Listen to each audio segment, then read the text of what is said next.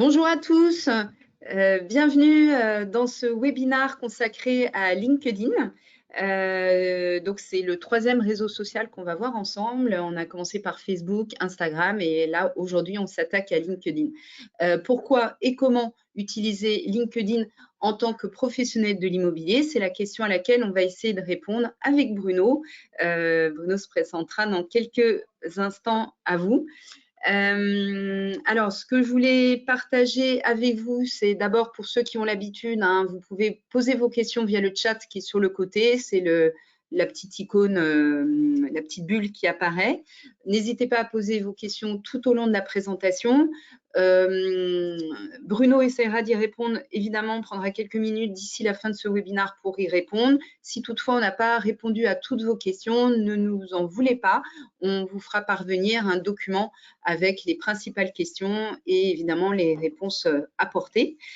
Par ailleurs, il y aura un replay comme d'habitude qui vous sera diffusé dans les prochains jours. Donc, surveillez votre boîte mail et sinon, comme d'habitude, vous retrouverez de toute façon ce replay dans notre médiathèque sur Wikimo Pro. Alors, avant de commencer, donc, je me présente, je suis Christine et je m'occupe des formations en ligne et des événements chez Meilleurs Agents. Et je suis accompagnée aujourd'hui de Bruno qui prendra un peu plus de temps pour se présenter dans quelques minutes. En tout cas, merci Bruno d'être avec nous aujourd'hui. Bonjour à tous, ravi d'être avec vous. Et pour ceux qui ne nous connaissent pas bien, Meilleurs Agents est une plateforme qui met en relation d'un côté des porteurs de projets immobiliers avec des professionnels de l'immobilier. Notre objectif est de vous accompagner pas à pas jusqu'à la signature de mandat. On va travailler grâce à des outils malins digitaux. On va vous aider sur votre e-réputation, sur votre prospection et aussi sur la prise de mandat. Donc voilà, c'est la plateforme Meilleurs Agents telle qu'elle est aujourd'hui. Et en quelques chiffres, c'est un vendeur sur deux aujourd'hui en France qui commence son projet immobilier sur Meilleurs Agents, tout simplement parce que le vendeur va se renseigner avant de rencontrer des professionnels de l'immobilier, il va se renseigner sur la valeur de son bien en regardant nos cartes de prix ou en faisant tout simplement une estimation en ligne sur notre site. Il y a 2,4 millions de visiteurs uniques par mois sur le site de Meilleurs Agents et un professionnel de l'immobilier sur deux est référencé sur notre site. Les porteurs de projets peuvent effectivement regarder quels sont les meilleurs professionnels qui peuvent les accompagner pour leur projet immobilier sur le site Meilleurs Agents. Près de 90% de nos clients renouvellent leur abonnement et on peut dire qu'aujourd'hui, on contribue à 22% du chiffre d'affaires de nos agences partenaires, puisqu'il y a énormément de projets immobiliers, enfin de futurs vendeurs qui viennent se renseigner sur les prix et consulter les agences. Et ces personnes, effectivement, on peut constater quelques mois après que 22% ont été contactés et ont fait l'objet d'échanges avec nos agences partenaires et évidemment d'une vente. Pour aller plus loin, en fait, je vous disais, une plateforme digitale qui met en relation des futurs porteurs de projets avec des professionnels de l'immobilier. On va travailler votre e-réputation, votre prospection et la prise de mandat à travers des outils digitaux qui vont vous aider vraiment dans votre quotidien. Et enfin, pour ceux qui ne le savent pas, on a rejoint le groupe Axel Springer en septembre 2019 et au sein de ce groupe, il y a le groupe Aviv qui avait déjà deux belles marques dans son escarcelle qui sont Se Loger et Logicumo. Meilleurs Agents donc a rejoint le groupe Aviv il y a 2 ans. Et en juin dernier, nous avons lancé l'offre commune vendeur qui s'appelle Expérience Vendeur avec Se Loger et Logiquimo. L'idée, c'est d'avoir une visibilité à 360 sur ces 3 sites qui sont 3 sites de référence de l'immobilier en France. Et grâce à cela, votre vitrine digitale Meilleurs Agents, qui devient aussi une vitrine digitale Se Loger et Logiquimo, est visible auprès de 22 millions de visiteurs uniques par mois. Plus précisément, ça représente plus de 630 000 propriétaires ayant un projet de vente qui sont touchés par mois. Et surtout, vous avez une équipe qui est dédiée à la gestion de cette offre Expérience Vendeur qui se trouve donc chez une équipe dédiée chez Meilleurs Agents. Voilà, et ben écoutez, merci beaucoup. Je laisse la parole à Bruno qui va tout vous dire sur LinkedIn. À tout à l'heure, merci. Bonjour à tous. Alors, je vais essayer d'en dire le maximum dans le temps qui nous est imparti. Et en fait, on va parler d'une autre plateforme de visibilité, une autre vitrine, mais qui va plutôt être dédiée à vous, à votre personnage en tant qu'individu, en tant que professionnel par rapport à la marque et à l'agence. Je vais prendre deux chiffres sur LinkedIn. Il y a 774 millions de membres au niveau du monde, 22 millions de Français. Alors, 22 millions, il faut en enlever un petit peu parce qu'il y a des petits doublons. Et c'est les deux chiffres fournis par LinkedIn. Je prends beaucoup de recul sur les chiffres qui sont partagés parce que seul LinkedIn connaît les vrais chiffres de ses fréquentations, de ses nombres de membres. Donc, 22 millions, ça fait quand même pas mal de Français. LinkedIn est devenu un moteur de recherche de professionnels. C'est la raison pour laquelle aujourd'hui, quasiment à terme, toutes les professions auront une présence aussi sur LinkedIn en tant que professionnels. Et on a un profil que l'on crée sur LinkedIn. Vous avez un profil, ce que j'appelle profil, c'est l'individu, et vous avez la possibilité de faire également des pages entreprises. Et on va se concentrer sur le profil aujourd'hui. Et un profil incomplet est ignoré. Avec une grosse difficulté, c'est que parfois, on ne sait pas que notre profil est ignoré, on ne sait pas qu'on a fait une mauvaise impression à travers notre profil LinkedIn. En revanche, c'est un espace d'interaction avec des professionnels à partir du moment où ils sont connus, à partir du moment où vous, en tant que professionnel de l'immobilier, vous allez être reconnu comme un leader d'opinion dans votre secteur d'activité et l'immobilier. Donc c'est pourquoi LinkedIn, aujourd'hui, c'est le seul réseau professionnel à notre disposition. Pourquoi vous? Parce que tous les professionnels y vont et tous les clients commencent aussi à s'en servir. Pourquoi moi? Je suis actif sur LinkedIn depuis 2007. J'ai un compte depuis 2006 à peu près. J'ai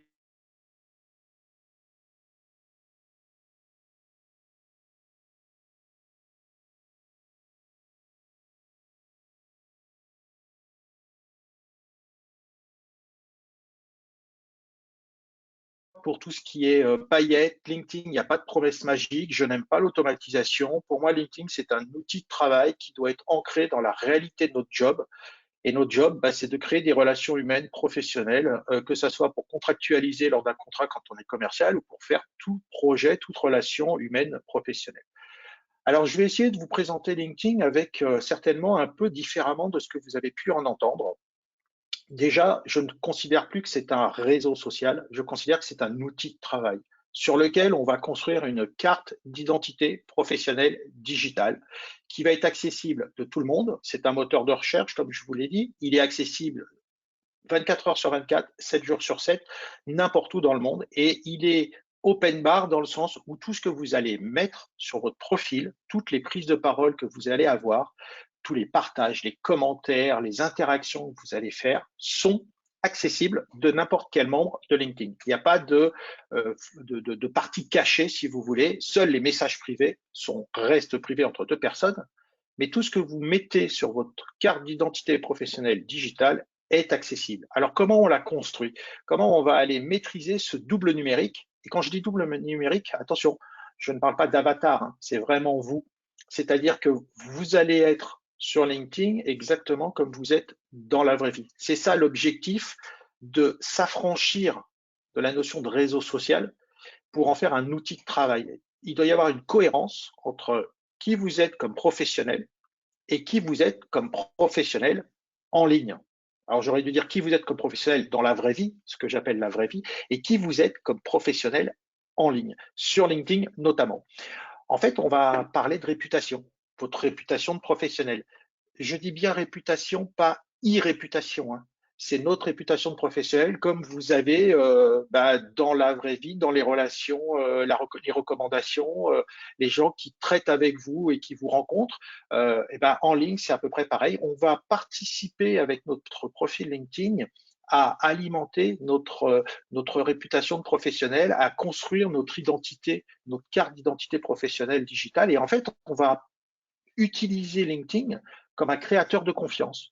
Ça va être un outil pour créer de la confiance parce que parfois, avant une rencontre, on va aller se renseigner sur LinkedIn qui est le professionnel que je vais rencontrer, quelle est sa réputation, j'ai envie de dire, de professionnel, comment il s'exprime, qu'est-ce qu'il dit, quels sont les sujets qu'il traite.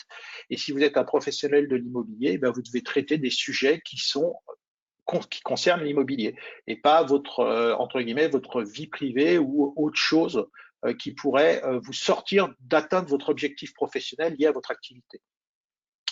Les 3 piliers cohérence, réputation, confiance, c'est ceux qui vous permettent de maîtriser LinkedIn je dirais, j'allais dire en totale confiance. Oui, c'est la même confiance, que vous soyez à l'aise avec l'outil.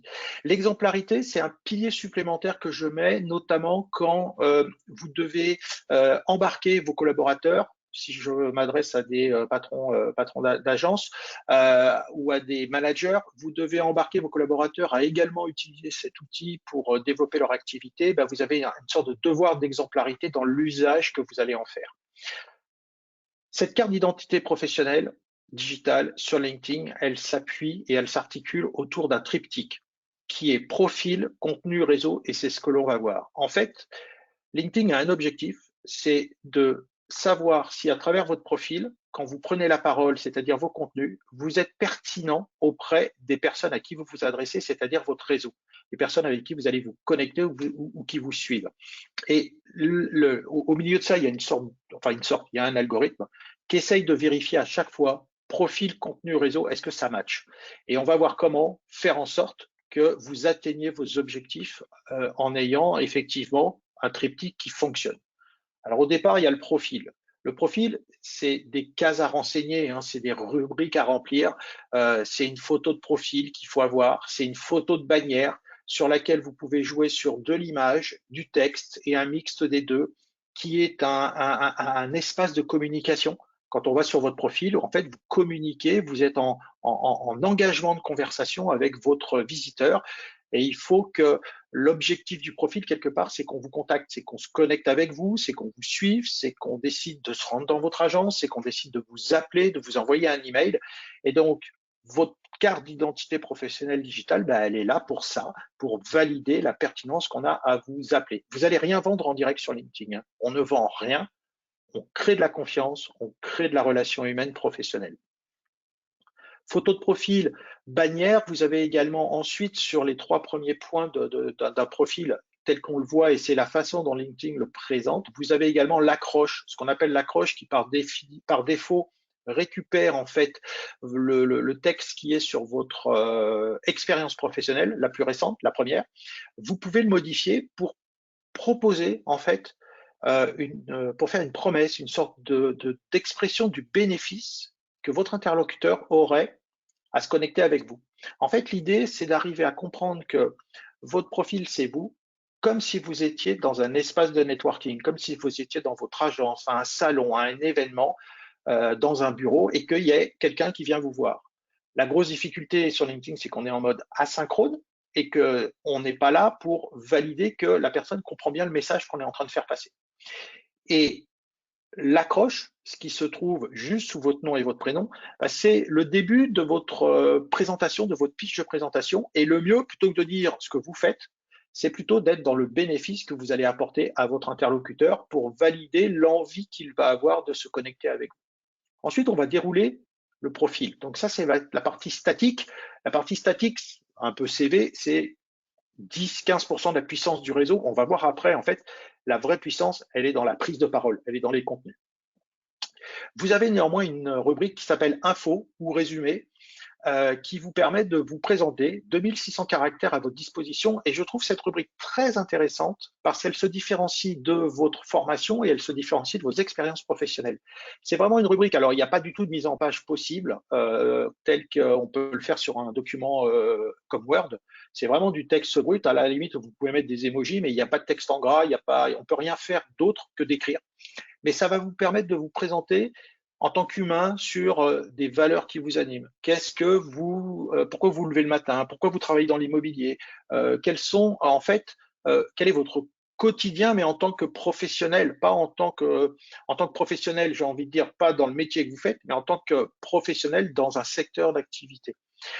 C'est un mix entre avant tout de l'humain et un peu les valeurs qui vous animent dans votre quotidien professionnel. Mais on reste sur des valeurs humaines, une présentation de qui vous êtes, indépendamment vraiment de votre job précis que l'on verra après. Vous avez ensuite une section qui s'appelle sélection de contenu qui vous permet en fait d'épingler sur votre profil des contenus que vous auriez déjà partagés sur LinkedIn, déjà présents sur LinkedIn, des publications que vous avez pu faire, des articles que vous avez pu faire, des publications qui viennent de la page entreprise. Vous pouvez les épingler et les mettre en avant. Et c'est une rubrique que vous allez pouvoir activer et faire vivre en fonction de vos opportunités. Il y a aussi la possibilité de mettre des contenus qui sont en dehors de LinkedIn, donc des liens vers des vidéos, vers des sites web, vers des blogs, vers des articles de la presse, et puis également des documents type PDF, images que vous pouvez épingler. C'est une consultation horizontale. Vous voyez que la grosse flèche à droite, c'est pour vous dire que vous pouvez en fait balayer, scroller comme on dit, pour lire les contenus les uns après les autres.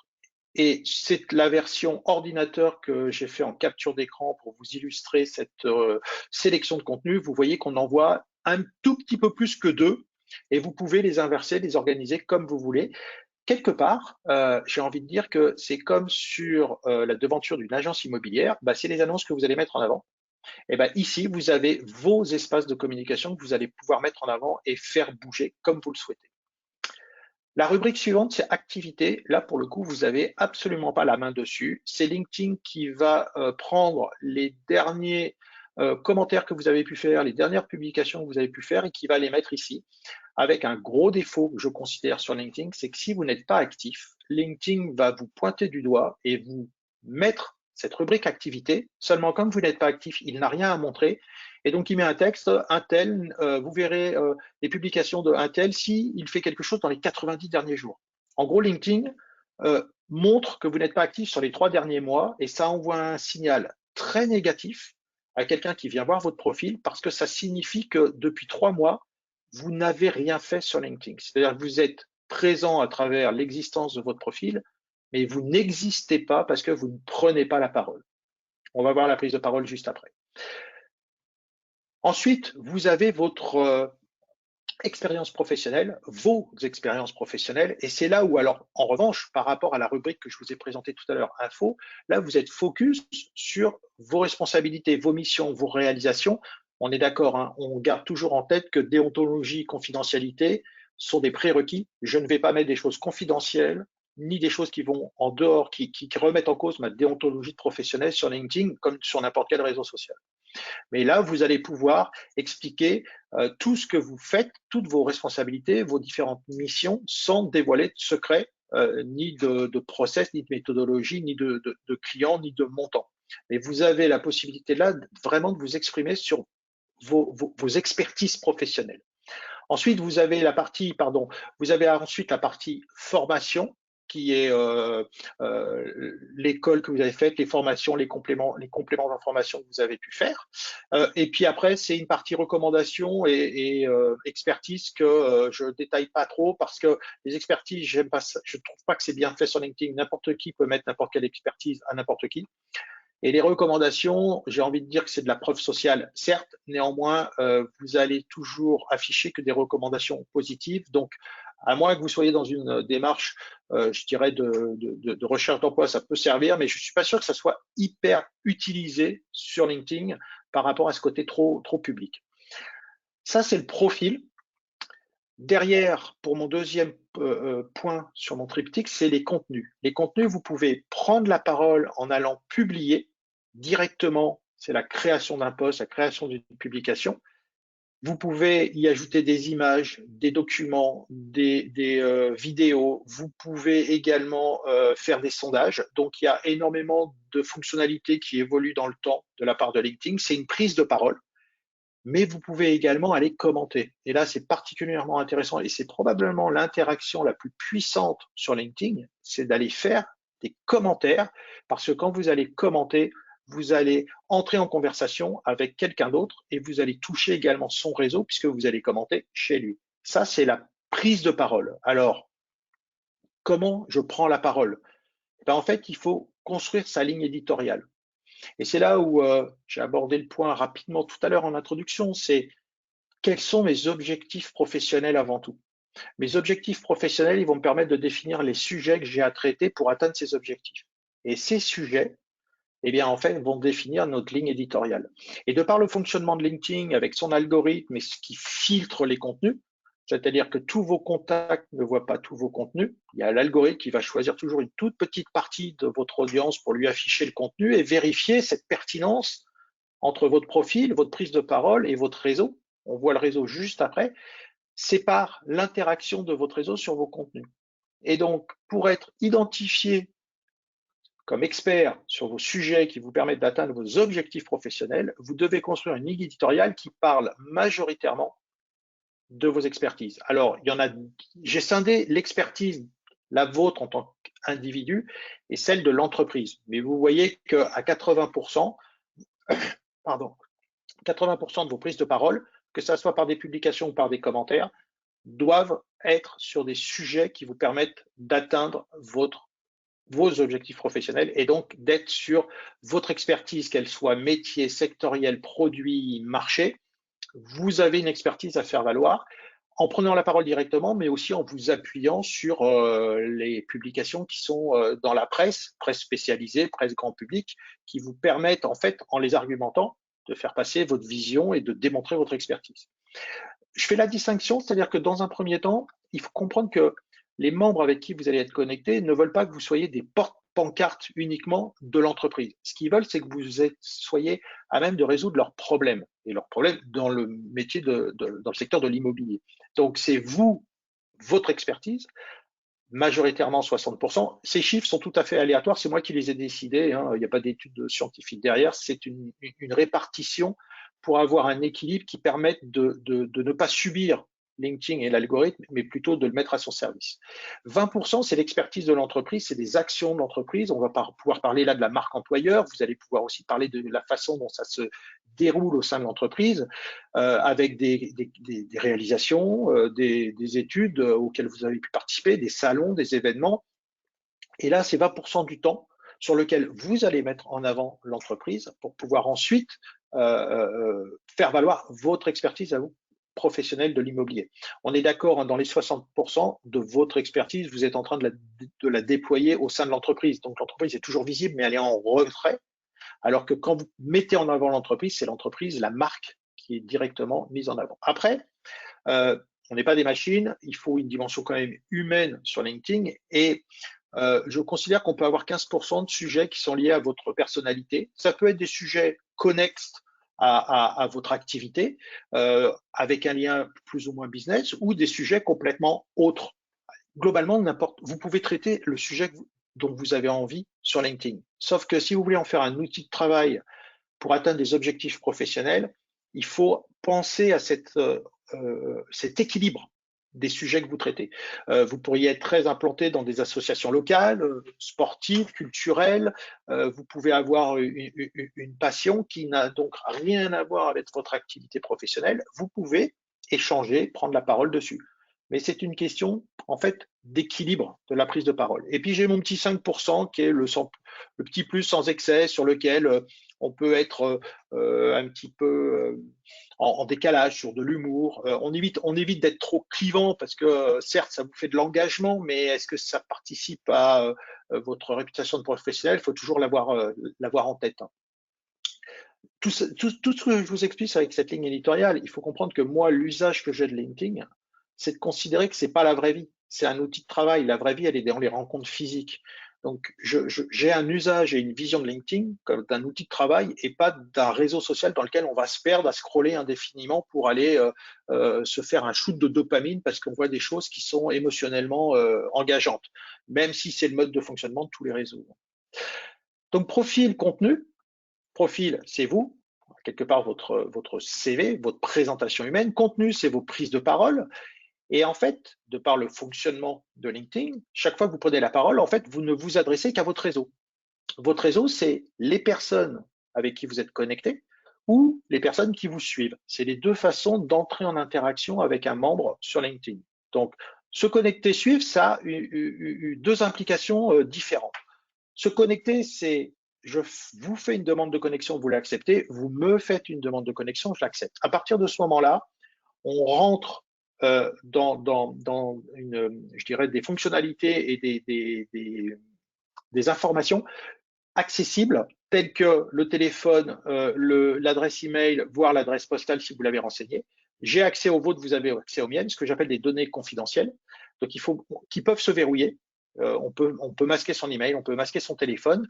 Il faut penser que certaines personnes sur LinkedIn n'ont qu'un objectif, c'est de récupérer des données confidentielles, votre email, votre téléphone, et après de vous rentrer dans des bases de données et entre guillemets, de vous spammer. Donc, le fait d'être connecté sur LinkedIn, c'est pas une autorisation de m'envoyer des emails et de m'abonner d'office à votre newsletter. Non. Donc, vous pouvez les masquer. Mais néanmoins, dès que vous êtes connecté, vous avez accès à ces données. Vous avez également accès au carnet d'adresses. Le carnet d'adresses, s'il est ouvert, j'ai accès à tous vos contacts et vous avez accès aux miennes, à tous mes contacts si mon carnet est ouvert. Mais vous pouvez aussi le fermer de manière à ne pas donner une visibilité trop forte à l'ensemble de votre carnet. Il n'y a pas de bon et de mauvais réglages. Hein. Il y a ceux qui vous correspondent et ceux avec lesquels vous êtes à l'aise. Un contact sur LinkedIn, est-ce que c'est quelqu'un avec qui on joue au golf tous les week-ends ou quelqu'un qu'on a croisé à un événement, on a échangé une carte de visite et puis après, on ne se parle plus. Vous savez la proximité que vous avez avec tous vos contacts, mais quelqu'un qui rentre dans votre carnet ne le sait pas, peut penser que vous êtes très proche de chaque personne. Et s'il voit, par exemple, que vous êtes connecté avec l'ensemble de ses concurrents, ça va peut-être pas lui plaire. Si vous êtes connecté avec un ensemble de personnes avec qui lui n'a pas je dirais, d'atome crochu, ça peut ne pas lui plaire. Et puis pour d'autres, en fait, ça peut montrer aussi que vous connaissez très bien l'écosystème de votre région et c'est plutôt très positif. Donc ça, c'est ingérable, j'ai envie de dire, parce que chacun va interpréter selon sa propre expérience, sa propre expertise, sa propre humeur, presque la connexion que vous avez avec chaque individu, voire même décoder vos publications en fonction de leur propre compréhension, puisque, encore une fois, c'est un média asynchrone. Vous n'êtes pas là à côté de votre publication ou de votre contact pour dire lui je connais pas bien, ça voilà ce que j'ai voulu dire. Donc c'est toute la difficulté d'avoir la maîtrise de ces fonctionnalités, de ces paramètres et de ces prises de parole. Avantage énorme d'être connecté sur LinkedIn, c'est que vous pouvez parler en message privé de façon gratuite. Que vous ayez un compte avec un compte gratuit, si vous êtes connecté, vous pouvez parler à toutes les personnes qui sont dans votre carnet d'adresses avec qui vous êtes connecté et vous pouvez également faire des groupes de discussion. Vous pouvez envoyer un message à plusieurs personnes. Donc ça, c'est particulièrement intéressant. Dernier élément, quand vous êtes connecté, vous êtes abonné à l'actualité de votre interlocuteur, c'est-à-dire ses publications, ses commentaires, ses likes, ses partages. L'algorithme est susceptible de vous les montrer dans votre fil d'actualité et vice-versa, lui-même est abonné au vôtre et donc peut recevoir l'ensemble de vos publications et interactions. Donc c'est une réciprocité qui est intéressante pour faire de la veille et être informé de des sujets que traite votre interlocuteur. Ça, c'est pour le bouton se connecter. Si je prends le bouton suivre, en fait, c'est très restrictif. Si vous venez sur mon profil et que vous cliquez sur le bouton suivre, vous êtes abonné à mes publications, mes interactions. Et c'est tout. Il n'y a rien d'autre. Donc, c'est unidirectionnel et très réducteur. Après, la question, c'est avec qui je me connecte ou qui je décide de suivre. Alors, sur LinkedIn, il faut le voir comme un immense espace de networking, un immense salon professionnel où des clients vont venir, des partenaires, des fournisseurs, des collaborateurs. LinkedIn est un excellent outil de com interne. Paradoxalement, et beaucoup de gens l'oublient, c'est un outil de com interne très fort. Vous pouvez connecter avec des influenceurs, avec tout ce qui va être investisseurs, actionnaires, tous les pros de l'immobilier, tous les acteurs de l'immobilier, des concurrents aussi, des confrères, des associations, des détracteurs. Ça, on ne se connecte pas vraiment volontairement avec eux, mais on peut aussi être en connexion avec des institutions, qu'elles soient privées, publiques, des journalistes, des politiciens. Et j'ai envie de dire, en fait, avec tout un écosystème business, et c'est vous qui décidez comment vous allez construire votre réseau. Pensez bien à le construire en fonction des sujets que vous allez traiter pour atteindre vos objectifs, parce que LinkedIn va mesurer l'engagement de ce réseau sur vos contenus.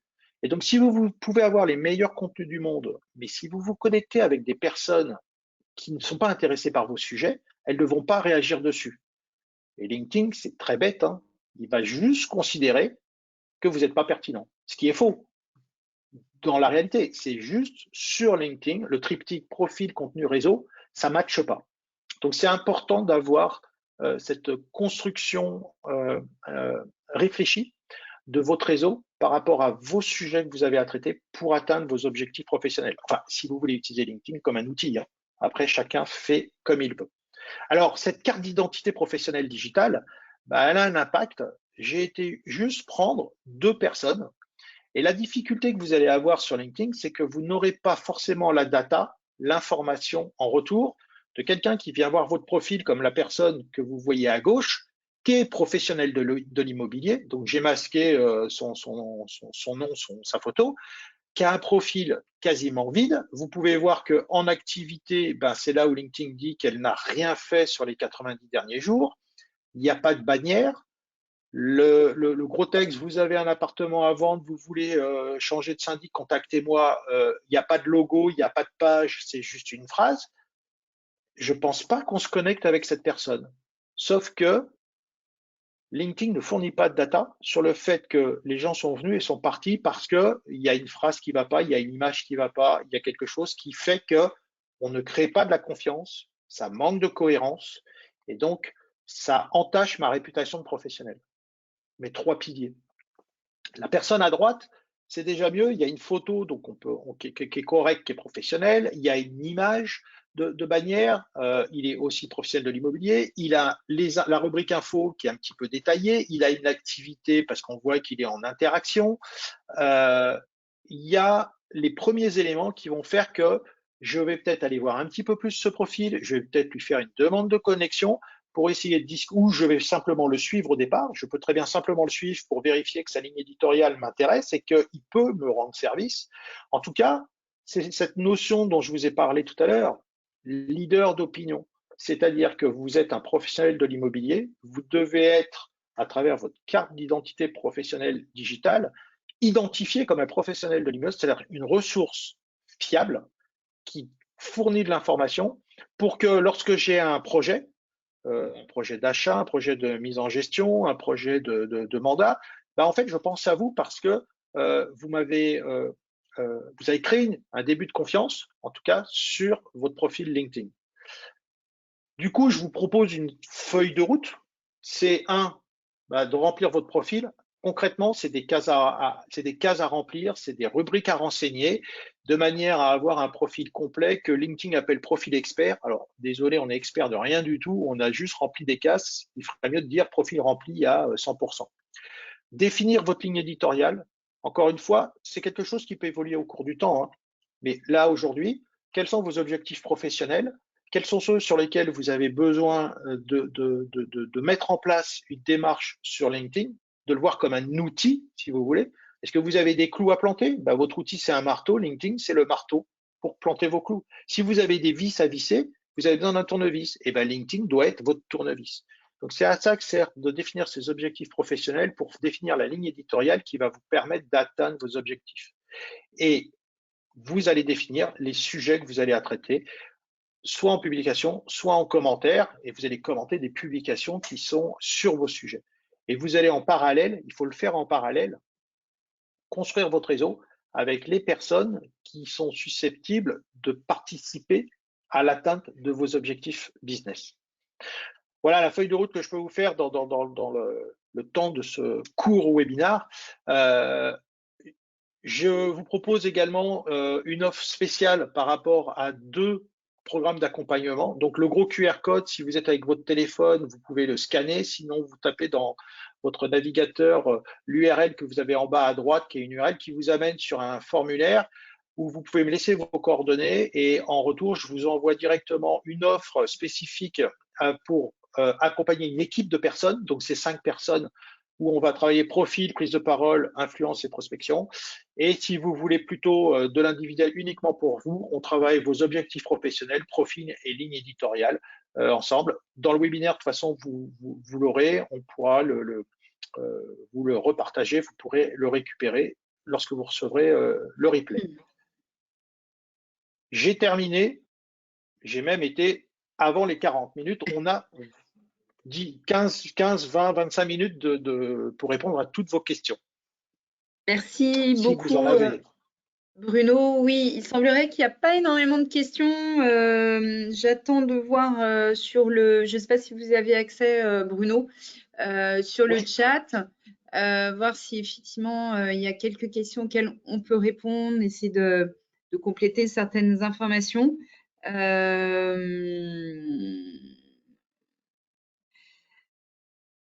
Il y a une question qui dit, j'ai du mal à comprendre comment différencier, j'arrive pas à lire la question en fait. Alors, je ne la C'était vois une pas, moi, la question sur question. l'expertise. Ouais, c'était une question sur l'expertise. Comment se différencier via Comment l'expertise? différencier, alors peut-être l'expertise professionnelle de l'expertise de l'entreprise. C'est peut-être ça la question. C'est souvent ça qui revient. En fait, alors je vais revenir sur le visuel hein, pour le remettre à l'écran. Votre expertise, c'est la vôtre. Vous êtes un expert de l'immobilier. Vous avez peut-être une expertise très précise. Est-ce que vous êtes sur une expertise de certains quartiers, de certaines villes, une expertise plutôt B2C ou B2B? Est-ce que vous êtes sur une expertise de gestion de patrimoine ou simplement de mise en location? Vous avez une expertise avec une approche qui est la vôtre. Et c'est vous, en tant que personne, sur la façon dont vous travaillez. C'est-à-dire que ce n'est pas prix promo marketing de l'entreprise, c'est votre expertise de professionnel. J'ai presque envie de dire comme si vous passiez un entretien. Bah, en fait, vous avez une expertise qui est propre à vous. Ensuite, quand vous travaillez pour une enseigne, l'enseigne a des méthodologies, l'enseigne réalise des événements, l'enseigne réalise peut-être des études, l'enseigne a une approche spécifique, il y a la marque employeur, et là, on est sur la marque que l'on met en avant. C'est pas la marque qui est experte, c'est vous qui êtes l'expert de votre sujet, et la marque, elle a une réputation et elle met en place et elle propose tout un accompagnement et tout un environnement aux professionnels pour qu'ils puissent exprimer leur expertise. Donc c'est là où on peut faire la distinction. Et Globalement, globalement, c'est juste pour bien distinguer le fait de simplement pousser des contenus de la marque par rapport à vous exprimer, vous, sur ce que vous faites au sein de l'enseigne, au sein de la marque, de manière à ne pas être ce que j'appelle un porte-pancarte, un homme ou une femme sandwich, c'est-à-dire à simplement être je pousse la marque, je pousse la marque, je pousse la marque. Parce que ce n'est pas ce qui intéresse vos interlocuteurs sur LinkedIn. Ce qui les intéresse, c'est qu'est-ce que vous pouvez faire, vous, pour eux. Et Bruno, justement, est-ce qu'on a tout intérêt, je suis un directeur d'agence, par exemple, est-ce que j'ai tout intérêt à faire une page au nom de mon agence ou une page personnelle, Patrick Dupont, par exemple, voilà. Alors, vous devez faire ce qu'on appelle un profil. La page personnelle, en fait, c'est un profil individu, et une page entreprise pour l'enseigne, pour la marque, pour l'agence. Pourquoi? Parce que sur LinkedIn, je vais retourner sur le profil. Hop, où est-ce que j'ai? Voilà, je vais remettre mon profil. Ici, vous avez en fait l'enseigne, la marque, l'entreprise. Ça, c'est l'entreprise qui est mise en avant sur LinkedIn. Donc, le fait d'avoir une page entreprise permet à tous les collaborateurs de dire qu'actuellement, ils travaillent dans l'entreprise et d'être clairement identifiés. Si je reprends mes deux profils que j'ai montrés à l'écran tout à l'heure, hop, ces deux-là, vous voyez que ici, comme il y a un espèce de carré gris, on sait qu'il n'y a pas de logo. Ça veut dire qu'il n'y a pas de page derrière. C'est-à-dire que si je clique ici, je n'arrive nulle part. Si je vais sur le deuxième profil, je l'ai masqué parce qu'il est identifiable. Si je clique ici, je tombe sur sa page et donc sur la page de l'entreprise, sur la page de l'agence. Et donc, l'ensemble des collaborateurs de l'agence vont pouvoir s'identifier sur la page entreprise. Donc, vous devez faire une page entreprise pour avoir cette capacité à parler de la marque employeur, à parler de l'agence, à pouvoir être en plus travailler à travers vos collaborateurs à la diffusion de l'entreprise, parce qu'elle va être identifiée. Mais pour vous, pour vos prises de parole, vous devez prendre avoir votre profil individuel pour prendre la parole en tant que professionnel à titre individuel. Et vous avez également la possibilité sur la page entreprise de publier des contenus. Par exemple, la page entreprise, ça peut avoir vous pouvez lui assigner comme objectif de travailler la marque employeur et donc de publier que des contenus sur ce que vous faites avec vos collaborateurs en termes d'animation de l'agence, mais côté collaborateur, avec des événements que vous pourriez aussi organiser avec vos clients pour travailler la marque employeur et faire en sorte que des futurs collaborateurs puissent voir comment ça se passe chez vous pour avoir envie de postuler. Ok, merci Bruno. On a d'autres questions. Par exemple, est-ce qu'il faut prendre un abonnement premium? À quoi servirait l'abonnement premium par rapport au compte classique? Alors, très peu de choses. La grosse différence entre un abonnement premium et un compte gratuit, c'est que vous avez plus d'historique de toutes les personnes qui ont vu votre profil. Globalement, quand vous avez un compte gratuit, vous avez accès aux 5 dernières personnes qui ont vu votre profil. Quand vous avez un compte payant, vous avez accès à 90 jours d'historique. C'est-à-dire que vous avez accès à toutes les personnes qui sont venues vous voir pendant les 90 derniers jours. Et vous avez, deuxième avantage, plus de requêtes dans le moteur de recherche.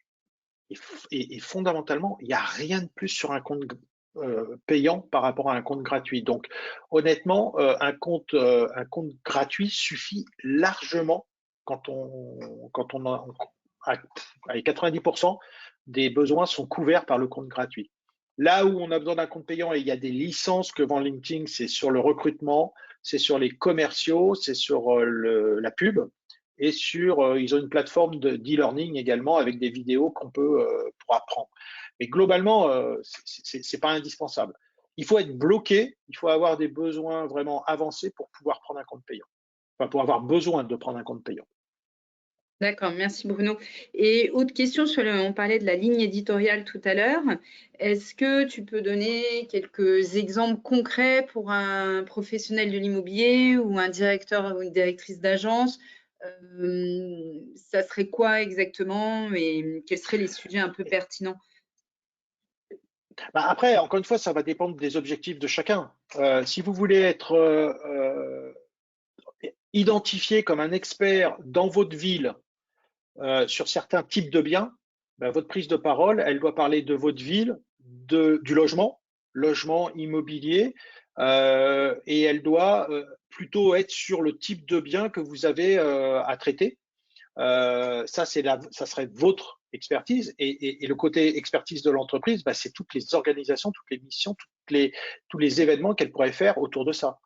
Il y a aussi le côté qui peut être mécénat, sponsoring, vie dans la communauté au sein de la ville, qui sont des éléments qui peuvent vous permettre de travailler la marque entreprise, la marque employeur.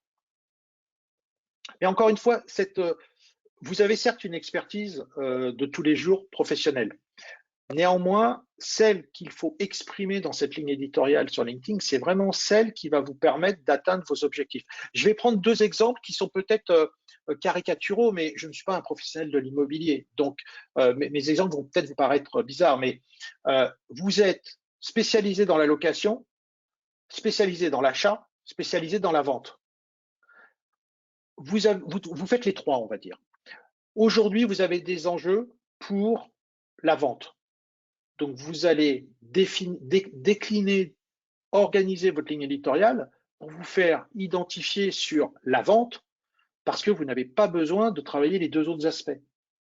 Ça peut changer dans 6 mois, dans 1 an, mais l'expertise que vous allez déployer à travers votre ligne éditoriale sur LinkedIn va vous permettre d'atteindre l'objectif que vous vous assignez aujourd'hui, qui est la vente. Donc, c'est propre à chacun. Et vraiment, c'est en fonction des objectifs. C'est pour ça que c'est un élément fondamental dont personne ne parle, en fait. On a tendance à se dire, bah, LinkedIn, c'est un réseau social, je me connecte et j'y vais. Ouais, mais pourquoi faire, en fait? À quoi ça sert d'aller perdre son temps sur LinkedIn si on n'a pas un GPS qui va nous permettre de dire où est-ce que je veux aller? Et c'est à ça que servent vos objectifs.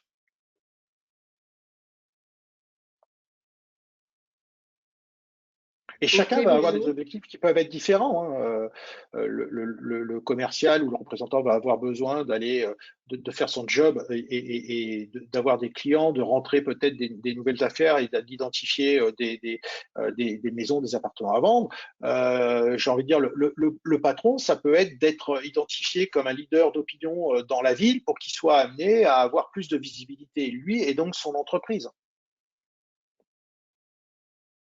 Ok. Il y a une autre question qui est, tu sais, à côté du nom du profil, il y a un deuxième qui est écrit. Je ne sais pas si tu vois sur ton profil, si on revient sur des exemples ou sur ton profil. Et donc, Alors, il y a une personne qui demande à quoi ça correspond. en fait, là, ce qui est marqué expert LinkedIn, Alors, alors, en premier, tu fait, vois, premier ou deuxième, voilà, à quoi correspond alors, premier, à quoi correspond deuxième? ah, le petit chiffre, pardon, le Oui, chiffre qui est à côté. Le chiffre, en fait, c'est le degré de proximité que vous avez avec vos interlocuteurs. Si vous allez sur le profil de quelqu'un et que vous êtes connecté avec lui, vous aurez le chiffre 1. C'est-à-dire que vous êtes en relation directe. Vous êtes connecté, vous avez fait une demande de connexion qui a été acceptée ou vous en avez reçu, vous l'avez accepté, vous êtes en niveau 1. Le chiffre 2, ça veut dire que vous connaissez quelqu'un qui connaît la personne que vous êtes en train de regarder. C'est-à-dire que vous n'êtes pas connecté avec elle, mais vous avez un contact commun. Et donc, vous connaissez quelqu'un qui connaît cette personne. Donc, chiffre 2. Chiffre 3, ça veut dire que vous connaissez quelqu'un qui connaît la personne que vous êtes en train de regarder. C'est-à-dire que vous êtes à 3 degrés de proximité de cette personne. Ça fait partie de la théorie, avant les réseaux sociaux, on parlait des 6 degrés de séparation de n'importe qui dans le monde. Aujourd'hui, ça a dû tomber à entre 2 et 4, quoi. Parce que vous connaissez quelqu'un qui connaît quelqu'un qui connaît quelqu'un, et chaque fois que LinkedIn vous indique cette proximité ou cet éloignement avec cet indicateur numérique 1, 2, 3 ou plus. moi j'avais une question, Bruno, sur la marque employeur. Un directeur, directrice d'agence peut effectivement servir de LinkedIn en tant que marque employeur et faire rayonner effectivement son agence et donner envie à des collaborateurs de rejoindre l'agence. Est-ce que concrètement, c'est un outil de diffusion? J'ai un poste à pourvoir et je poste comment dire, une demande, enfin une candidature, enfin pas une candidature, mais une offre de poste, ou au contraire, non, c'est pas un outil de diffusion, comme je vais pas non plus balancer une annonce de bien à vendre, hein, c'est pas le lieu, mais c'est plutôt donner envie de venir et de rejoindre cette aventure en parlant de la vie de l'agence, etc. C'est quoi comment il Il y faut a les se deux. positionner? Il y a les deux. Bon, LinkedIn, leur job, c'est une plateforme de recrutement avant tout, hein. Mais il y a une licence qu'ils offrent avec Talent Solutions qui est pour les recruteurs et qui vous permet de déposer des annonces sur LinkedIn à partir de votre page entreprise. Donc, on peut déposer une annonce qui sera visible par tous ceux qui peuvent chercher un emploi. Vous pouvez aussi partager un poste à pourvoir sur la page entreprise en publication que vous pouvez venir commenter pour lui donner de la visibilité, commenter avec votre profil pour lui donner de la visibilité, mais vous pouvez également publier directement sur votre profil l'annonce d'emploi. Donc ça, le côté annonce, oui, LinkedIn sert à ça puisqu'on est avec des professionnels et ça peut vous donner de la visibilité pour recruter. En même temps, ce que je vous disais tout à l'heure sur la page entreprise, vous pouvez aussi poster tout ce que vous faites en termes d'animation de votre agence ou de votre réseau d'agences, voir si vous faites partie d'une enseigne, de tout ce que fait l'enseigne pour travailler la marque employeur de l'enseigne. Donc il y a différents niveaux de travail de la marque employeur, la vôtre locale pour attirer des talents, en déposant des annonces directement ou en montrant l'activité qui se passe à l'agence pour donner envie aux personnes de venir postuler chez vous. Et elles vont prendre contact directement avec vous pour savoir si vous postulez. Et derrière, vous pouvez, si c'est vous qui faites les recrutements, vous gérez directement. Sinon, si vous avez une responsable ou un responsable de recrutement, vous transférez l'information pour qu'il rentre dans le circuit de recrutement classique. D'accord. Et j'avais une autre question, c'est est-ce qu'il y a de la veille à faire sur LinkedIn? C'est-à-dire que j'ai tout intérêt à publier aussi du contenu pertinent pour qu'aussi ma communauté me suive Mm. et élargir mon réseau? Ou est-ce que je vais faire de la veille intéressante pour trouver les bons sujets et pouvoir les partager sur LinkedIn? Est-ce que tu as des conseils là-dessus? Alors, il y a les deux. LinkedIn est un outil de communication, de partage pour engager des conversations. En même temps, c'est un outil pour faire sa veille, et ça va dépendre des personnes avec qui vous vous connectez. Dans la partie réseau, si je remonte sur mon réseau, vous pouvez vous connecter avec d'autres pros de l'immobilier, avec des concurrents pour faire de la veille concurrentielle, mais des journalistes, des institutions, des associations, des influenceurs qui sont des pourvoyeurs de veille également. Alors, en fonction de votre ligne éditoriale, ça peut être de la veille sectorielle, de la veille métier, de la veille même application de suivi d'immobilier. Ça peut être aussi de la veille sur l'activité économique de la ville. Enfin, c'est vous qui construisez votre veille sur laquelle vous allez pouvoir réagir sur LinkedIn. Mais en même temps, il y a toute la veille dans les médias traditionnels, dans des médias spécialisés que vous allez pouvoir réutiliser et rediffuser. Et là, on repasse dans la diffusion, communication. Et c'est vous qui devenez une ressource pour la veille de vos interlocuteurs. Et c'est cet élément-là qui va vous créer de la valeur. C'est comme ça qu'on va vous identifier comme étant un expert. Il n'y a rien de pire que quelqu'un qui dit je suis un expert de, et quand on va voir son profil, il n'y a rien sur le sujet. Je prends souvent l'expert du CRM. Vous êtes un expert du CRM, pour ne pas parler de l'immobilier, ou vous êtes un expert de la planche à voile, pour donner un exemple complètement décalé. Mais quand on va sur votre profil, il n'y a rien. Si je prends la planche à voile pour faire un truc décalé, il n'y a rien sur les différents formats de planche, comment je gère le vent, comment je m'intéresse sur la météo, les types de voiles, les lieux où je peux faire de la planche à voile, etc., etc. Donc, c'est là où cette carte d'identité professionnelle digitale, elle doit participer à créer la cohérence, la confiance sur l'expertise dont vous vous revendiquez. Vous devez, entre guillemets, valider votre expertise. D'ailleurs, c'est vos clients qui vous reconnaissent une expertise. Le seul endroit où je marque que je suis expert LinkedIn, c'est effectivement tout petit parce que j'ai détourné une fonctionnalité de LinkedIn. Sinon, je ne dis jamais que je suis expert LinkedIn. C'est pas à moi de l'affirmer. C'est à mes clients et mes interlocuteurs de me reconnaître cette expertise en m'appelant pour travailler chez eux, pour eux. Bruno, d'autres questions. Est-ce utile d'accepter toute relation ou il y a vraiment un tri à faire à ce niveau-là? Il y a un tri à faire. Encore une fois, pensez bien que c'est un outil de travail qui fonctionne en fonction du triptyque profil, contenu, réseau. Vous ne devez pas accepter tout le monde. Vous devez accepter des personnes qui sont susceptibles d'être intéressées par vos sujets pour atteindre vos objectifs business. Je tourne toujours en boucle, hein, mais c'est primordial si vous ne voulez pas vous retrouver avec un réseau où vous allez passer votre temps à liker des photos de chats, pour être très clair. Et vous allez perdre votre temps. Ça ne devient plus un outil de travail, ça devient un outil d'addiction. Donc, les personnes qui vous demandent en contact, il faut qu'elles soient cohérentes avec votre écosystème business, écosystème large, hein, on est d'accord.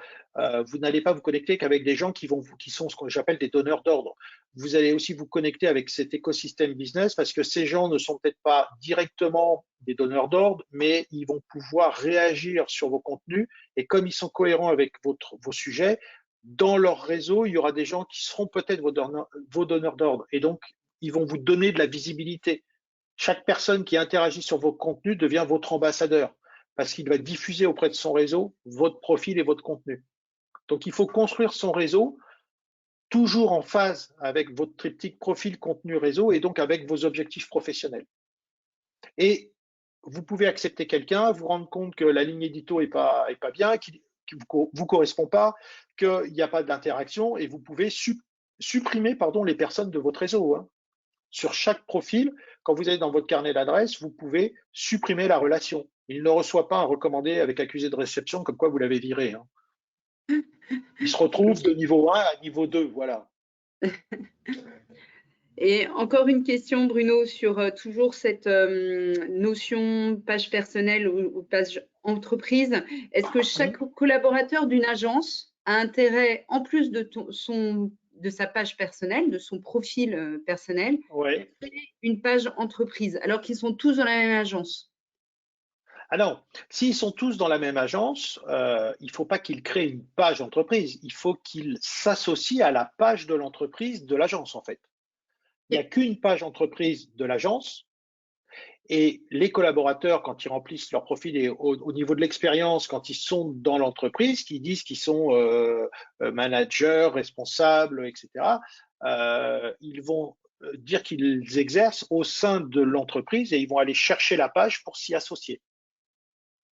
En revanche, ce qui est possible de faire, mais là on rentre peut-être dans une granularité un petit peu trop poussée, mais vous pouvez faire une page entreprise et vous pouvez faire des pages vitrines. Et des pages vitrines, c'est-à-dire que vous allez pouvoir faire une sorte de satellite de votre page entreprise, les deux seront associés et sur laquelle vous allez traiter qu'un seul sujet. Et c'est compliqué parce que l'objectif de LinkedIn à travers les pages, c'est de vous faire payer de la pub. Donc la visibilité n'est pas top. C'est assez compliqué de mettre en avant tous les contenus de la page.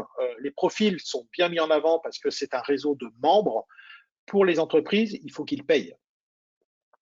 Mais ça peut avoir du sens si au sein de votre activité, il y en a une sur laquelle il y a un besoin de visibilité. Je ne sais pas, je prends un exemple tout bête, c'est vous êtes hyper spécialisé dans tout ce qui est achat immobilier d'entreprise. Ça peut valoir le coup d'avoir cette page vitrine qui est dédiée uniquement à cette activité-là pour la distinguer de toutes les autres, de manière à avoir que des professionnels qui vont suivre cette page et qu'ils ne soient pas embêtés s'ils suivent une page généraliste qui parle aussi bien du côté location d'appartements que d'immobilier professionnel. Ça peut avoir du sens.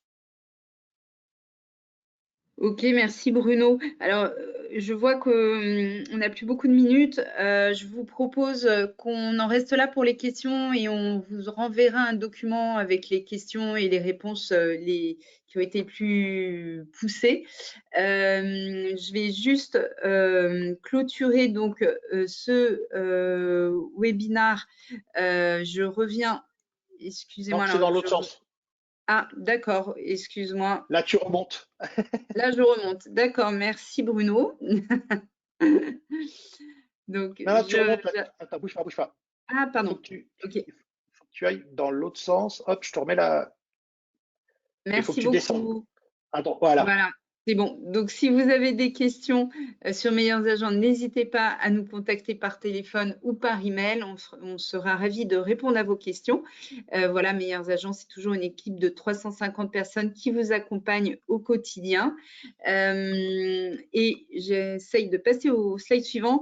Voilà, donc juste pour rappel, comme toujours sur Wikimo Pro, vous retrouverez nos livres blancs, nos articles, les podcasts, les infographies Meilleurs Agents, mais également nos formations webinars en replay et en live, sachant que tous les replays sont dans la médiathèque. Vous retrouverez également tous les podcasts et autres livres blancs.